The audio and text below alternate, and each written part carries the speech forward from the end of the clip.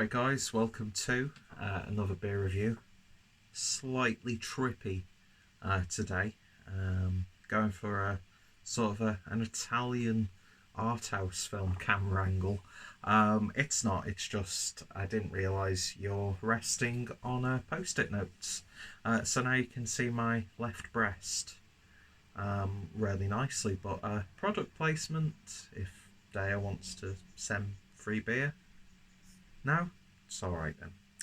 So, today we're venturing back over to Odyssey Brew Co, who are out of the Brockhampton estate, WR65SH. Where's WR? I'm not too sure. You'd think with the job that I use, where I have to take customers' postcodes to get into a system, I'd know where WR is. Is that Wrexham? No, it can't be. I don't think it's Wrexham. I have no idea. But yeah, not had anything from Odyssey on the channel for a while. Started off really, amazing with Odyssey. The beautiful blueberries that they did was just oh man, that was a gorgeous beer. Went a little bit German then. Beautiful stuff, and beers that I've had, especially dark beers, have been really nice as well. And yes, I've shaved so you can see the double chin even more because of the weird camera angle. I'm a fat bastard. I really need to sort this out. But anyway, let's stop with the self-deprecation and on with the beer nation. So yeah, this is After Supper, which is an Imperial Porter brewed with cacao and coffee. And this is clocking in 8.5% ABV. So, hops in the kettle are Magnum. And what else does it have? Just says allergens, cereal, which is barley, oats, wheat and spelt. And artwork comes once again from Dan Just, aka Dan Just. And yeah, he's been doing their artwork pretty much since their inception, from what I remember. Beautiful artwork there. What a lovely looking lady that is, with beautiful, are they planets or moons? And then you've got the skull there. Quite abstract actually, but beautiful nonetheless. Anyway, objectifying women aside, let's get this beer out and see what we get. And that went nowhere near the bin, as intended. Okay, so I do like Odyssey Brew Co. Although that being said, some of the pale beers that I've had, although going a little bit ago, didn't really do much for me. They had that sort of vibe of, if it was on cask, it would be absolutely beautiful. But then I had that Imperial Stout they did with Track, with the skull on the label, and that was beautiful. Really was. So I've got high hopes for this. And I think I even had, about a month or so ago when I was up in Sheffield, there was a pub that me and Rob went to that had a few Odyssey beers on, and I've not had an Odyssey beer for a while, so I thought I'd give it a go. And why the fuck do I look like Frank Cartwright? Was it Frank Cartwright? It's a weird town. It's a weird town. Got like little sort of like Eric Morecambe sideburns going on. The 70s comedian double chin. Anyway, I said enough of the self-deprecation. It's all about body positivity nowadays. But yeah, beer in a glass then, and yeah, that is looking really nice. It's a really dark, intense brown. I'm not too sure if that would be, mind you, yeah, it does look pretty jet black with a nice 2 fingers worth of a tan head. Odyssey are a brewery that you don't hear much of, when I think they warrant the praise.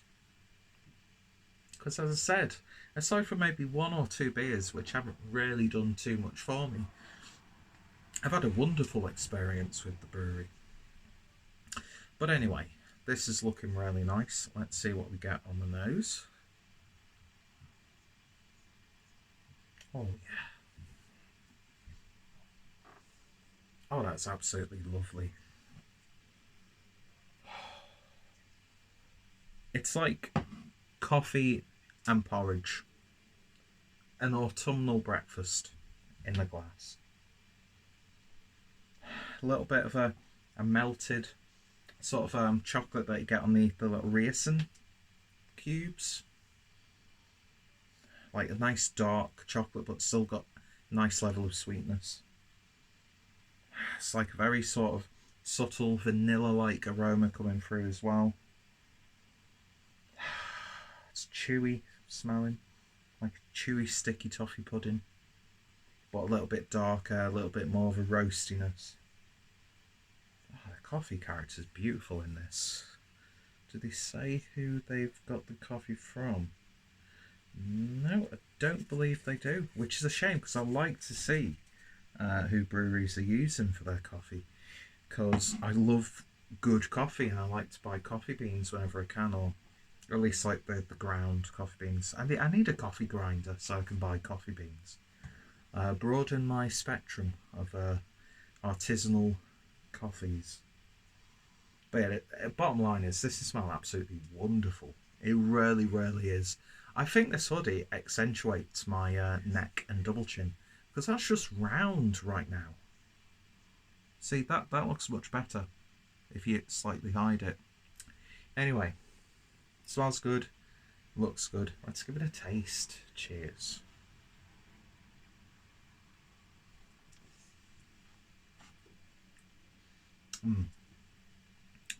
Big roasty char-like characters coming through. It's all about that coffee with this one. Like a proper strong morning black coffee. I've been drinking a lot of iced cold brew from Starbucks recently. No sweetness added at all. It's all about that coffee. Not that I'm saying Starbucks coffee is like high on the spectrum of quality and authenticity. Although I do think they do, use really nice authentic coffees. But there's even like a subtle licorice-like character coming through on this. Very savoury, very woody. You'd almost think that this has been put in a barrel. You really, really would.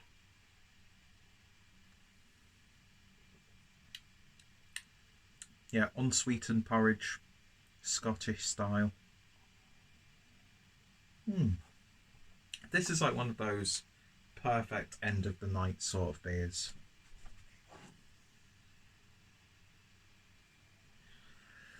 And I like this. I like this a lot. Loads of character coming from that porter style. It leaves it sticky on the mouth, but it's not too heavy, it's not too oily, it's not sludgy or anything like that. You can clearly tell it's an imperial porter. But yeah, that's absolutely beautiful. They paid like £5 for this can as well from a Northern Beer Temple. So it's money well spent. It really, really is.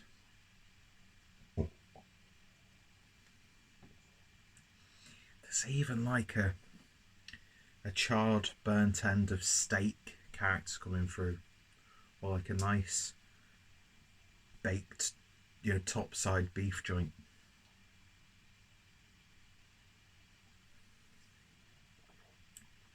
But yeah, loads of roasty, woody, earthy, char-like characters. But it's not like a smoky sort of beer. There's a really nice harshness to it. Did you see that boob wobble in? There's a really nice harshness to it, which I like. It's like a bit of a punch on the palate. Yeah, I think this is fantastic. It really, really is. It's like coffee with beer added. Do you know what I mean? Probably shouldn't be reviewing a beer like this at 25 to 11 in the evening, because it's coffee with like maybe a little bit of sprinkling of cocoa powder on there. chocolate, the cacao comes out a lot more. It's like that earthy, unprocessed, like not messed around with character. The earthiness of the coffee bean, the earthiness of the cacao nibs. There's just really no sweetness, except like maybe an underlining, very subtle caramelized brown sugar element, but it's not a sweet beer by any stretch. The aftertaste on this is beautiful. It's genuinely beefy on the back end, which might put a few people off. It might just be a little bit too much. It might be a little bit too much on the savoury side for some. But for me, even though, we're coming up to some of the hottest days in the year of 2019, this is taking me back to like cold nights in Germany. Do you know what I mean? Warming me up, but it's not really warming me up because you're not getting any of that harshness from the alcohol. Not that you'd expect that from 8%, but there's like maybe a little bit of warmth in the pit of the stomach and in the gullet as it's going down. But you could just get way carried away with a beer like this and feel the consequences. That's nuts. It's absolutely nuts. I love it. Absolutely love it. Coffee lovers, that is probably one of the most intensely coffee-like beers that I've had in quite a while. And yeah, perfect morning beer, maybe, if you're into your morning beers. I, for one, don't have the stomach for morning beers, but who am I to judge? We'll leave that to the expert, aka Niche. But anyway, yeah, if you love your coffee, you're going to love this beer. And value-wise, worth every penny, mate. Really, really is. So in terms of rating then, I'm going to give that one a 9 out of 10. If it had maybe just a little bit more body to it, just subtle tweaks, then it would be a 10 out of 10 for me. But in terms of coffee beers, that's 10 out of 10 all day, because I love the flavour of coffee and it shines through on this beer. And it sort of overrides, but it works well with those flavours backing it up. Do you know what I mean? And I'm not copping a feel. Alright, I'm sorry. This video is a train wreck, so if the guys over at Odyssey are watching this, I do apologise. I look like shit. I'm going off on tangents that don't need to be gone on. And it's a bit of a mess. But it's a hot mess, I'd like to think. Anyway, go check out Odyssey Brew Co. Go check out Northern Beer Temple. If you are in Wigan or in the surrounding boroughs, then definitely take the time to pop into Wigan, because you can go get some fantastic cans and bottles from Northern Beer Temple. And then Wigan is really coming into its own with the beer scene. Wigan Central, they've just had their Sour Beer Festival.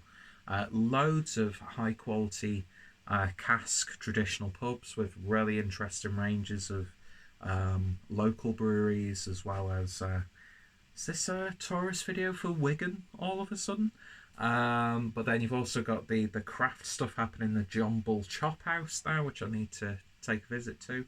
And of course you've got like the Wigan Beer Festival, and then the Wigan Camera Branch. So there's a lot going on in terms of beer in Wigan, and I'm just really happy that I got to try beer from a brewery who I need to try more of, because I absolutely, as I said, fell in love with the beautiful blueberries. As someone who likes blueberries, you wouldn't think it by looking at me that I like to eat blueberries, but